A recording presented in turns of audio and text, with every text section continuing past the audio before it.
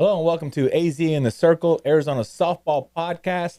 We're in our second season. We got two special guests with us today. We got Miquela Tammaro, senior class of 2025, going to Corona del Sol High School, and recently just committed to Colorado School of Mines. Awesome. Can't wait to hear your story. And then we have Brooke Zuluaga, my daughter, and Brooke recently also committed to Miami University, the one in Ohio, the original one. And I got my Christmas gift from Brooke. Thank you so much. The visor. How do you know I like visors? It's all he wears all the time. All right. So we got 5 questions for you guys, and we'll take a break somewhere in between there, and we'll see where it takes us. We'll talk about, hey, I want to recap your summer season. I know you guys both had a great summer seasons, and then I want to know how fall ball went. Okay, and then I actually got videos because you guys are both tremendous hitters, and I've seen you, Miquela, and well, obviously Zoo, for a long time, and man, you guys just consistently get better and better and better, and it's been a pleasure watching you guys over the last 3 years. So we have some video on that, and then we'll talk about fall ball, some of your teammates, and then we'll take a break and hear from Brig over at Polaris PT. Thanks, Polaris PT. You keep the lights on here, and you're also helping out student athletes stronger, faster, more agile, and recovering from injuries and getting them back on the field as soon as possible. He's out in Queen Creek. And then we'll after that, we'll hear your recruiting journey. Both different stories, and that's what I love that part. And then we'll wrap up with the last 2 questions is, hey, knowing what you know now, what would you tell your younger self?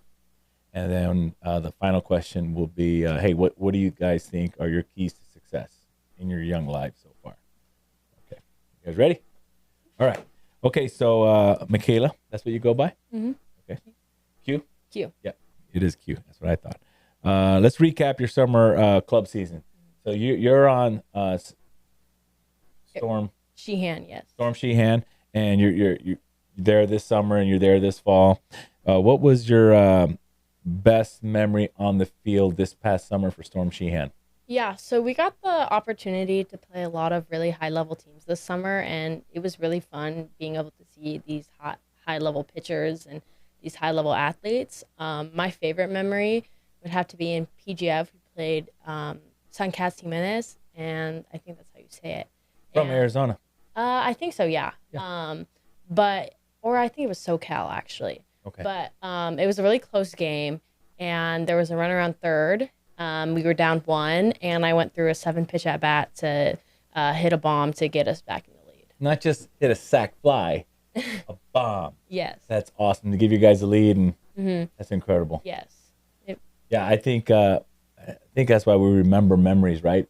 You can talk to your dad. Hey, Dad, what's your best memory playing Pop Warner football? And he'll tell you. Mm-hmm. It's funny because that just sizzles in your head, and then Yeah. that's a forever moment. I call them forever moments, right? You're never gonna forget that. That's pretty cool. And then, what about your best memory off the field this summer?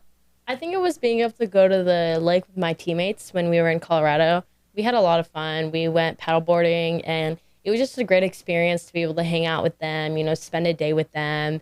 And I think that's what, makes us a good team is we value each other a lot, and we spend a lot of time together. That's good. And then Zoo, recap your summer. I know you had a very busy summer, flying all over the place, but what were some of your best memory off on the field? Yeah, it was super fun. We had a lot of travel. On the field, I would say during the Colorado Sparkler, we got to play Gloria Adkins after going Gloria undefeated. Atkins from where? Texas? Yes. Texas Gloria Atkins. Yes. After going undefeated in the supplemental power pool to make our way. Oh, yeah. So you guys originally were in the supplemental power pool, didn't get in the national power pool, but if you went undefeated in the supplemental or you won your bracket, you automatically got to the power pool. Mm-hmm. You guys earned it? And we did. And those games were so exciting. And then we did play Gloria Atkins. We ended up playing them a lot throughout the summer. It was always a super competitive game. That game, I hit back-to-back home runs and then bunted later in the game. Then when it was extra innings, I got intentionally walked, and we ended up winning. But it was definitely the most exciting game. And then every time on throughout the summer that we played them, it was just that much more exciting. That's good. That's great. And then, because you guys ended up playing them in the Alliance Championship national championship run where you guys actually won the Tier 2 national championship. Yeah, I played. It was in Indiana, and I played the first few games as much as I could before I had to go to Brazil to play in the World Cup with the Colombian national team. So I was really proud of our team that they finished winning Tier 2. Yeah, Tier 2 national championship. Yeah, congratulations. That was a great team. Mm-hmm. Yep. And then what about your best memory off the field? Off the field, I would say when I went to Brazil, getting to meet all of the Colombian teammates. I'd met some of them earlier from a Colorado International Challenge, but meeting them all, obviously playing with them was fun, but getting to spend time with them in the hotel and on bus rides and practicing my Spanish and learning where everyone's from, I made a lot of new friends through that. So that was awesome. That's great. That was fun. And then, okay, so then summer went great, and then we come to fall ball, and Brooke, you ended up on a new team. Mm-hmm. Tell us, how did fall ball go? Just wrapped it up. I was excited going into it because I knew I was going to have three of my closer teammates from Mercado come with me, Amira Lennon, Emma Reynolds, and Mia Gutierrez. So I knew I was going to have some people I was comfortable around. And then just when I decided to join, Coach Eli kind of told me what the team was going to be about, and it seemed really competitive and like it had the best people, so I was excited. And then I just looked at the roster and saw how stacked, how talented everyone was, and I think we did have one of the best pitching staffs in the country this fall. When I saw we had Daniela on our team, I just remember 14U, 12U, everyone, when we would play against her in club. Daniela Gloria, yeah. She's committed to Kansas. And whenever we would see her pitching, we'd all move to the back of the box and choke up on our bats, knowing she throws gas. So it's good having her on our side now. Yep. Same with Kaden Apodaca. She's from New Mexico. So also knowing that we had so many girls on the team coming from Tucson or Vegas or New Mexico, knowing that it's definitely a competitive team that I would want to be on if people are willing to travel that much. And Kaden's a good hitter. Yes, Kaden also hits tanks. And then Caitlin So and Lily Russo are awesome. They spin. Caitlin, we put her in any position, any situation. She always does her job. And then Lily's a great pitcher from Flagstaff. Yes, she's going to CSUN. And then Lily Russo's the other lefty like me. I've grown really close with her. We go to training together. She's definitely one of my closest teammates too. And then some other Tucson girls. Mia, who I played with on Mercado, was one of my closest friends, and I think we also have the best corners in the country. Alexi Yarger from Tucson, who I'd never met. She's going to GCU. Any ball hit to her ever, she'll make a play and then make it look like it was nothing. You said that, Dad, I think she's the best third baseman I've ever seen. She's the best third baseman I've ever seen. Yeah. And then Mia will pick anything at first base or field anything.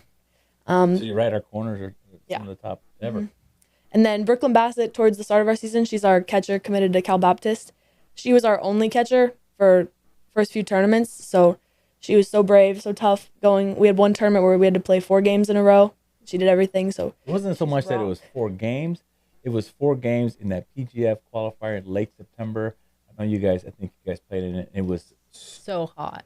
Right? Yeah. It wasn't like your regular hot day that you're used to. It was like August hot at the end of September. Yeah, and she was the only catcher. Mm-hmm. That's the bravest thing I'd ever seen. Or the toughest thing. Yeah. You guys soaked her down. What did you guys do to keep her going? Yeah, every inning in the dugout, we gave her the ice towels and sat her down and liquid IV, everything. Yeah. She's really brave.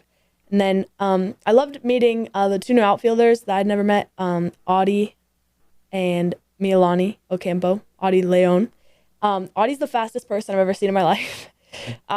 She's amazing. She's little, but she's so fast and covers so much ground. She's going to UTEP. And then Milani too. It's been really good getting to know her. She's been one of my closer friends on the team too. She's a great hitter too.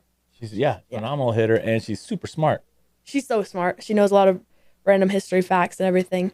And then Amira, she'd been my teammate on Mercado too. I love playing outfield with her. I think we communicate really well. She's really funny. And then Emma has been my throwing partner for 3 years now. Emma Reynolds, she's a 2027, but she's incredible too. Nobody believes that she's a 27. She's so strong. I'm excited to see where she goes too. She's been a really great teammate to me. And then Molly Herman is going to be my teammate for the next 3 years again after this. She's a middle infielder. She's our second baseman, and she's also committed to Miami, Ohio. So I'm really excited to keep playing with her. That's good. Yeah, that sounds like a great team.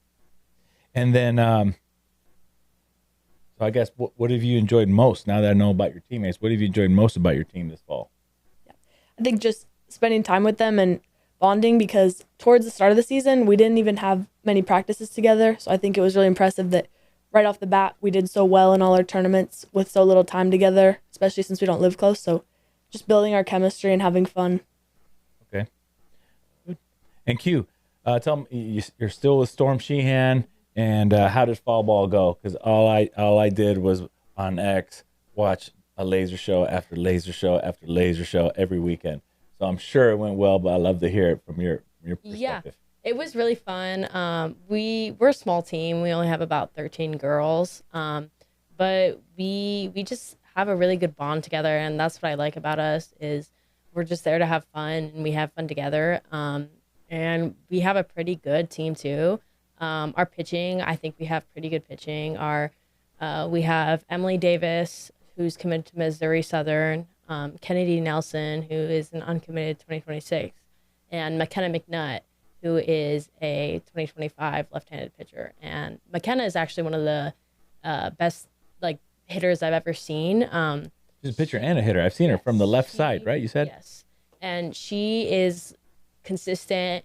She consistently has RBIs after RBIs, and she's been unlucky, but she's overcome a ton of hurdles. So I really look up to her because she's delivered for our team time and time again. I think she's had 2 walk-offs and stuff like that, clutch hitter. And we have our outfield, I think, is pretty strong too. We have Kaylee Pequeño, who is a 2026. And also a great hitter. Yes, and she will lay out for anything. She is an amazing outfielder. She does a great job out there.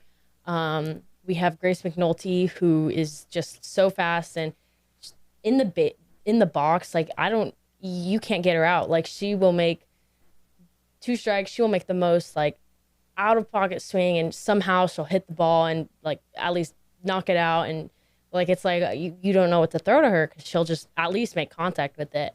And then we have Brooklyn Tyler, who's one of the fastest people I've ever seen. She zoom. What position does she play? Outfield as well. Just anywhere in outfield they yes, put her? Okay. Yes. She's so fast. She's insane.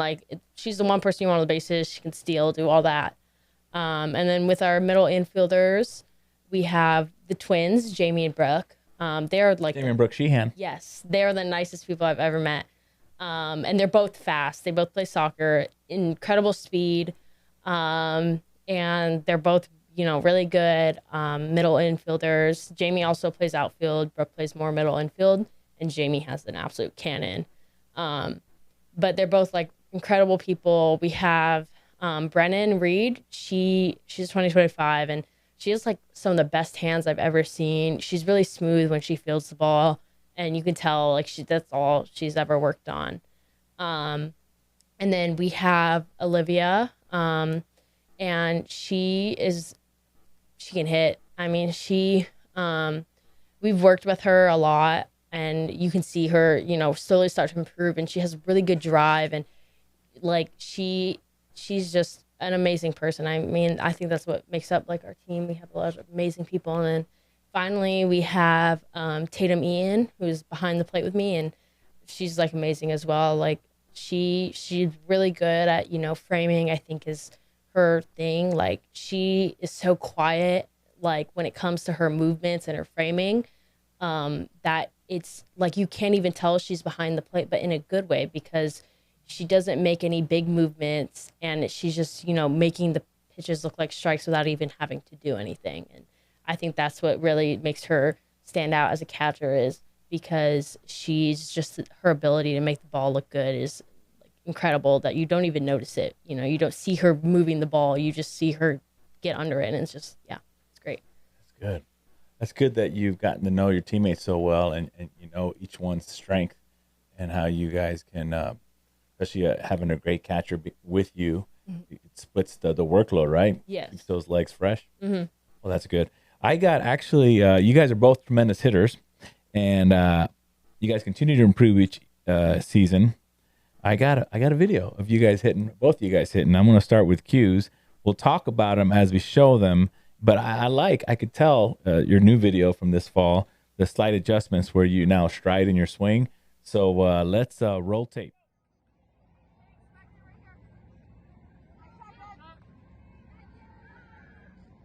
bat. Nice stride.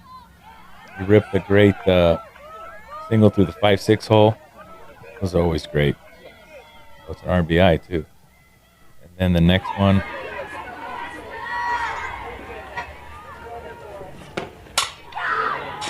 That's good power. Line drive up the middle. And then we got the next one here.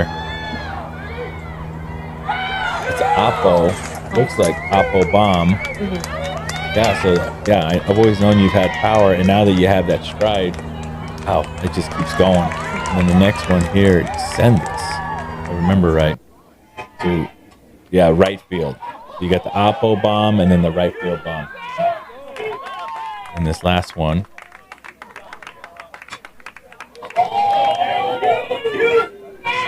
It's another bomb. Yeah, that one was actually a 3-0 count, and he gave me the green light to swing at a pitch. And The 3-0 count yeah, gives you the green light. yeah.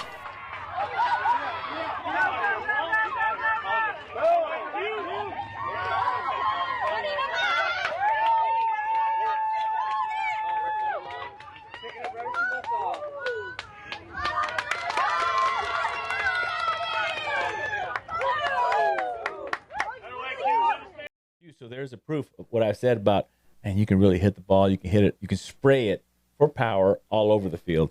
And that last at bat. Tell me about that again. You had a 3-0 count, and then you looked over to the coach, thinking that you were going to get a take pitch. And what did he do? He gave me a green light. So I was really excited. I mean, I knew what pitch I was looking for, and I had that like in my mind. Like I knew I was going to get that pitch, and so I was really excited, and I delivered. So I'm really proud. Yeah, I mean, you said something before we started filming. You said, when I was talking about, hey, I like the adjustments in your stride, you said, but I've also been, you said I was also swinging for, how did you say it? You're swinging for power? What did you say? So when I first joined the team, Sheehan told me, you're only really hitting for contact. I need you to start, don't be afraid to miss. And so I worked on that over the summer and over the fall, and now I'm beginning to see results of I can swing hard and comfortable in scenarios where I'm comfortable, and I'm getting more like power behind my swing because I'm not swinging scared, or like I just feel so much more comfortable in my swing that I know I have that power. And he was telling me, like, you just need to like actually swing the bat. Don't be afraid to swing and miss. Like, just you're a power hitter, so swing hard. Yeah. Once I started actually doing that, that's where I started having success. So or more, let's say more success. Yes, you've always been very successful. So I'm glad, because now I can still be a 2-strike hitter when I need to be a 2-strike hitter, and I can be a bomb hitter when I need to be a bomb hitter. So that's great. Yeah. Thanks for sharing that. And then Zoo, I definitely have some good video of you. Your last tournament, it was the PGF Queen of Diamonds. Right, that's left center bomb against a really good team. Gave your team back the lead. That was a tight game. I like the fact that in Arizona we have great club teams, and you play, and your competition's great. This one, that bomb was the other way, right center gap, and that ended up being a winner. And then that was an Oppo bomb as well. You're following back because the other at bat was late. Then you're like, okay, if they're gonna play me deep, lay down a bunt, and they're like, what do we pitch to her? Then I've seen you do this before with the changeup pitch. You just wait on it and make it happen. So that was a memorable one, right? Bombs and bunts and hitting changeup pitches. I've seen that before. Where'd you pick up that one on recognizing the changeup pitch and then waiting on it and turning the hips? Is that something that your hitting coach taught you, or how'd that come about? Yeah, well, my first hitting coach I had was Marissa Stankiewicz, who's the coach at Cal now, but she played at ASU and afterwards coached me for about 2 years. And she just helped me with hand-eye coordination, and we did a lot of different drills with speed work. Like, she would bounce it to me, so I have to wait, or 2 balls in a machine, and I would have to hit the first or second. So she helped me really work on my hand-eye coordination. And then once she went to Cal, I started going to Steven Randolph, who just gave me a lot more power. So because of my hand-eye coordination, I just got a lot more confidence knowing I can hit any pitch, and it was just more of a timing thing. And I think as a pitcher, I understand counts or when I would throw it, and I think sometimes I can read changeup sooner. So just reading it and knowing I just have to wait longer and trusting that I'm going to make hard contact with it as long as I stay back. So you being a, like you just said, a pitcher, that's really benefited you in terms of your approach to hitting? Mm-hmm. I think it also helps pitching, thinking if I was facing myself right now, what would I be thinking? I think it helps both ways a lot. You've also said that your current coach really has helped you in your leadoff position. Can you tell me a little bit more about that? Yeah, Coach Eli, I've been hitting leadoff. I hit leadoff most of fall ball and just working the count differently than I would compared to another spot, at least in my first at bat. Wanting to see pitches and really not hitting that early unless it's my pitch. Because I also understand as a pitcher you want to get ahead, so if it's that pitch, I'll swing. And then I worked a lot more on reading my defense because I am a lefty, so people don't know if I'm going to slap or bunt as a leadoff, or if they do play me up, I'll hit for power, or vice versa. If they play me back, I'll bunt. So I just worked a lot on reading my defense more, situational hitting. Right. Super. Well, I love hearing how you guys think, and love seeing video of you guys hit. And thanks for sharing your little backstory about what you guys do and what your adjustments you make and that kind of stuff. So thank you. We'll take a quick break. We're going to go listen to Brig with Polaris PT out in Queen Creek.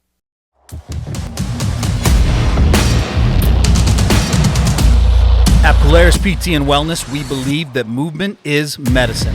We believe that as an athlete, you should be performing at the highest level. And so we deliver performance-driven solutions to get you back out onto the field faster. So give us a call at 480-808-4995 or reach out to us through our website, www.polarisptphx.com, where movement is medicine. And we're back. Thanks, Brig, with Polaris PT. Okay, our third question, Q. We're going to start with you, your recruiting journey. You're at a fantastic school, one of the best schools in the country, academic-wise, high academics, Colorado School of Mines. It's a beautiful campus as well and a great location.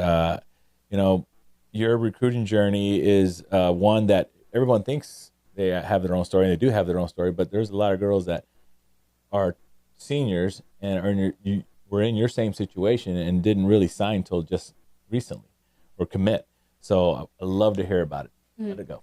So it was frustrating at first because I didn't know what I wanted to study, and I felt like it was hard to narrow down colleges based on that. And so when I was going through and I realized I wanted to do engineering when in my junior year I was in a math class, and it was just so fun, and I really found my love for math there. And I ended up being pre-calculus student of the year for my school. So I think that was when I really had that, okay, I want to do engineering. And so having that, I really got to narrow it down, and I was like, okay, these are the best schools. And when I came across Colorado School of Mines, I was talking to Rencon, and they didn't have a head coach. So I was like, Rencon? Yes. The hitting coach here in the Valley. Yes. Awesome coach. Yes, he's great. And he's been a big help. But we were talking, and they don't have, a head coach. So I was like, okay, I'll just bide my time and I'll wait. And so I waited for the longest time, and I had my dad, email their AD and figure out, when are they going to announce it. And then when they announced it, immediately after I emailed the coach, I wanted to be the first one in her inbox. And so I emailed her, and then right after there, it was just, hope and pray. And But when you emailed her, did you send some video? Did you send? Yeah. Okay, So that's all you need to do is look at the tape. Mm-hmm. So I sent her video, and then she reached out and she was like, hey, can I see some BP? And can I see, your skills video? So I sent her that. And from there, I went on my visit, and I had a blast. And I'm grateful to her for really making that time, because she was not really familiar with the school. And I told her, I have an offer on the table. So, I'm kind of like on a time crunch. And so she really made it work the best she could. And I'm really grateful to her for that, for getting me out there. It's an unbelievable school. Yes. It's so hard to get into. Yes. I mean, they have two students, and one's a student athlete, and one is you. Mm-hmm. One's a student athlete, that's you, and one's not a student athlete, but has the same GPA as you. Most times, the schools are going to go with the student athlete because you're their brand, you're their marketing, you're the reason why Colorado School of Mines is going to be in the papers, going to be on social media. So I'm glad they chose you. going to be great. It's going to be great watching you. Okay, so how did it happen? Like you kind of told us on the fringe how it happened, but when did you go visit and they offered you there, or at what point were your parents around? Tell us the fun stuff. So I went on the visit with my mom, and we took a tour of the campus, and then the coach gave us a tour of the athletic facilities, and she gave us, the offer there. And then when we got back home, I talked it out with both of my parents, and we had to figure out, because like I said, I had another offer on the table, which is also a pretty good school. And so, mine's is expensive. And so I talked it out, with my family, with my parents, and we're like, I think it's worth, working to get more scholarships and stuff like that to go to this school, because the stuff that they have for students and the tools and the opportunities is incredible. So we made that decision, and I committed. And it was a big relief, big excitement. And then how did you contact the coach and let the coach know? Yeah, so we had a tournament. So I committed the Friday night before. Like, I told my parents I was going to do it. And then Sunday morning, we had an 8 a.m. game. So after the 8 a.m. game, I called and I was like, hey, I'm accepting your offer, and I'm excited to be part, of your team. And it was funny because I had hit the home run off a Weber State commit that was shown earlier. I hit that during the game, and Mike Sheehan, he was like, did you tell her about your home run? I was like, oh no, I forgot. Yeah. So but it was like a big weight was like taken off my shoulders. Like, I can finally focus on what's going to be next instead of focusing on like committing. I can now focus on preparing for college. Yeah. And what's going to be next is we're only a couple weeks away from the high school season. By the time we air the show, you'll be in the thick of high school season, and then you'll only have a few tournaments left, and you're going to be there. Mm-hmm. A few club tournaments left in the summer, and then you'll be there. Mm-hmm. And the big one's in Colorado. So do you have any plans of visiting campus there while you're there in Colorado this summer? Yeah, I'll probably end up, going and seeing, and, but, so I think she'll probably come out to some of our games, but, I'm just excited. So. Yeah. Well, I'm excited for you too. Congratulations. Thank you. Thanks for sharing that story. And especially about the part that, hey, it took a while, but you finally got there and you figured out what you wanted, and I'm glad it all worked out. So happy for you. Thank you. Okay, now Zoo, your recruiting journey, starting with leading up to September 1st. How did you handle that, and then all the way through committing to Miami University? My main thing, I sent emails between sports recruits or just personal. I would make videos after each tournament, offensive, defensive, or high school ball, and I would send those out. And then also any videos from a live feed that our recruiting coordinator did from club tournaments, any hits or plays, I would send them through Twitter DMs, because I think coaches, especially while traveling, recruiting, can see Twitter on their phones quickly, and just seeing if the tweet had been liked by certain coaches, knowing that they're seeing it compared to emails. And then camps, I had my first college camp summer after my 8th grade year, and then up until right before September 1st, I did a total of 33 camps between on deck or showcases or specific colleges. And I think that did help, because then on September 1st, about half of those schools ended up calling. So I think camps are worth it, especially you just have to show your interest in each school, even if it's maybe you're not sure you want to go to this place, but just making a good mark, because you never know where a coach would end up. But I did specifically send a lot of stuff to Midwestern schools. So Iowa was where my coach, who's now the coach at Miami of Ohio, Coach Mandy, she was originally at Iowa. And last January at this time, she had invited me to a camp there, and I was planning on going and got sick, but I asked her to keep me in mind for a later camp, and I continued sending her video, and I knew she had seen me play at Alliance when I was in 16U. And then after summer, or during summer, she got the job at Miami of Ohio, who had already been sending stuff to as well. Because it was a Midwest school, and you... I do have family in Indiana too, so I do like the Midwest, and my family's from there. You're from there. So I continued sending stuff to Miami of Ohio, and she was one of my first calls September 1st. And she got to know me on my first call, asked me about my interests, and then said she wanted me to also talk to the defensive coach, Coach Doria. So I had a call with her. And then on my second call with Coach Mandy, she offered me on a visit. So I went out with my family in October, and the visit was just so personal. I loved it. Like right when I got there, I was the only girl that weekend, and she picked us up from the airport. We didn't get to rental car, and I loved just the drive to campus. It's like very like fields, and then you just show up and it's the whole campus. It's a college campus. Like farms and barns and cornfields. Corn everywhere. Yeah. And then you just show up and it's a whole college town. It's so beautiful with bricks. And we got there and watched a team practice, and all the girls are so welcoming after practice. They talked to me, and Coach Mandy's husband is also the baseball coach. So I got to talk to him too and see their side. And I toured the school. And then by the second day when we went to the football game, I told my mom I knew immediately then that was where I wanted to go. And I liked how much the other girls that are already there talked to me. Like Ella Carter, she's a transfer from Indiana University. She went to dinner with me and answered all my questions. And then I got to meet Coach Liv, the hitting coach as well, who I really liked. She answered a lot of my questions. And then Sunday night, late, we went back to the hotel after the rest of our visit. Or Saturday night. Saturday night. After that part of the visit, we went to the hotel room, like a meeting area downstairs, and Coach Mandy offered me. And how'd you feel when she did? I was so excited because I knew during that morning when I was just putting on the uniform and seeing the field and at the football game with everyone who was so nice to me that introduced themselves to me that this is where I wanted to be. So I was super And Miami excited. won that football game. That was an awesome football game. Yeah. Yes. You won against a rival, Ohio. Ohio, yes. Yep. So she offered me, and I said I'd like a little time to, talk with my family about it. I knew. And then the next morning we had to get up insanely early. We had to be in the car by like 4 a.m. Who picked you up? Her. She woke up early and took us to the airport, and I told her on the drive there that I wanted to accept. And she was like, well, that didn't take much time. So that was great. I knew right away because I always heard people say they know, and I really did. They know when they know? Yeah. That's great. It's an awesome story. I was there to witness it. It was unbelievable. I was so happy for you. Yeah.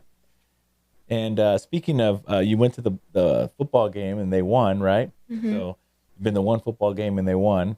And then that team actually did really good. And they were just in Tucson for the Arizona Bowl, Snoop Dogg's Gin and Juice Bowl game. Mm-hmm. How was that? You went. It was awesome. I went with my teammate, Molly Herman. She's the one who told me about it because she lives down in Tucson, and it was at U of A. So I went with her and then my dad and both my siblings and my family. So we got there, and two alumni from Miami of Ohio, softball players, came up to me and asked about me and Molly, because they knew who we were from my club coach. And they were super welcoming. And then one of them mentioned, oh, yeah, this one here, she's Hall of Famer. Just Yep. randomly, Jackie yes. Pogendorf Thomas. And Hall of Fame at Miami, yes. Ohio. And I thought that was cool too because she was a pitcher outfielder, like I'm going to be. And that was another reason I liked Coach Mandy too, because she did that in college, and that's what she looked for in our athletes. She likes pitchers that can hit. So that was cool that that's been a thing at Miami, Ohio forever, letting pitchers hit. And then you actually met two of the current players too. Yes, Jenna Golombowski and Maddie Golombowski, Patton. yeah. And Maddie is one of the football coach's daughters. So that was cool. I'd met them both on my visit, but I got to know them more and talk to them, and it made me even more excited. And possibly when I'm there, by the time I'm there, Jenna will be one of the grad assistants. Yeah, that'd be great. And Jenna is the All-American there. Yes. All-American as a junior. And then I'm sure she had opportunities to go other places when the coaching change happened, but she is a Red Hawk through and through, and she's like, no, I'm staying here. Mm-hmm. And so I love that. That's one thing I loved about when I heard that she was staying All-American to finish up her career there at Miami, Ohio, or Miami University. I think that's just incredible. Yeah, talking to them got Molly and I super excited. We actually got a picture of all six of you. We got from, I'll have Casey put it up there so everybody could see. It was a fun game, and just about 50 feet back from this picture, Snoop Dogg came, and he was right there talking to the crowd. He was so gracious, and it was an incredible time. But from left to right, you got Tennille Bishop Forster, played, I think it was early 2000s, and then you got the All-American Jenna Golombowski, and then Maddie Patton. I think she's a junior, or current junior, maybe a senior. And then you have Zoo, then Molly, class of 2025. You know, she'll be heading out there this coming fall. And then the Hall of Famer, Jackie Poggendorf Thomas. So that must have been just to see the past, present, and future there at one time. You guys just met that day. Well, you had met the two girls, the two former players during your visit, but it still got to be like almost like a sisterhood. How'd that feel for you? Yeah, it felt great. And the two alumni said the exact same thing everyone's told me, like that I made the best choice possible, that I'm going to love everything there, and that I like that they still support, that they're still part of the community and so involved. And I know that Miami of Ohio plays at ASU, so hopefully I'll get to see. Oh yeah, they open up. Opening, yeah. At the Kajikawa Classic. Yep. Miami's coming to play Sun Devils. And okay, so who won the Arizona Bowl, Snoop Dogg Gin and Juice Bowl? Who won that? We did. Oh, there you go. So the 2 games that you've been to. I might be a good luck charm. Yeah, you might be. All right, good. So thank you, too, for answering your recruiting journey stories. And then we got last 2 questions here. Q, knowing what you know now, what would you tell your younger self about the college softball recruiting process? Just take your time and trust the process, and you'll find a home. Just be patient, and you're going to love, where you're going to end up. Good. Very calm. Yeah. Keep working. Yeah. All right, good. And then how about you, Zoo? Knowing what you know now, what would you tell your younger self about the college softball recruiting process? Mine would be just make a good relationship with everyone you meet, because you never know later in your recruiting process where coaches will be, or you always want to be remembered as someone that, oh, this girl was kind to me at a camp, or she threw with me, anything like that. And also to be grateful for those opportunities, and then, to stick to Twitter, because that definitely helped me a lot. The X, that's Yes. formerly known as Twitter. X. Yep, I agree with you. I've heard that too. All right, and then last, to wrap this up, it's been a lot of fun with you too. Okay, Q, what are your personal keys to success? Just to stay calm and have fun. You do so much better when you're relaxed and you don't have a big rock on your shoulder slowing you down. And I mean, when I'm doing my best is when I'm having fun and I'm relaxed. I don't, one of my big things that, I've been working on is sometimes I get stiff. And, sometimes I'm stiff because I don't realize like my shoulders are up, or sometimes I'm nervous. So I'm stiff. But as time progressed, I've gotten so much better at just staying calm and staying loose and being relaxed. And I think that's helped me so much as a player. Good. Thank you. Then Zoo, what are your keys to your personal success? I think mine, personally, just helping me with mechanics is just consistency. Like, hitting for me is my biggest thing. I have a cage, just trying to get out there as much as possible to keep up everything I know, and then making sure in games I'm just trusting everything I know, but not forcing to memorize mechanics. And then the biggest thing in games for me is trusting my teammates, because if you think to yourself, I have to get on here and I have to hit a double because whatever, I have to hit this out for a walk-off, just knowing I just need to get on base so my next teammate can do their part. Or I just need to throw a pitch that's, it'll get a ground ball that my teammates can field. So you're not putting so much pressure on yourself to do everything, because it's a team sport for a reason. So just trusting your teammates. All right, those are great keys to success. Trusting the work that you put in, so you go out there and you kick some butt on the field, trusting your teammates, being relaxed in the box. Those are all great tips, great keys to success. And I'm Javier with AZ in the Circle, Arizona Softball Podcast. Thank you to Colorado School of Mines baller and Miami of Ohio, the original Miami University, 1809. Go Red Hawks.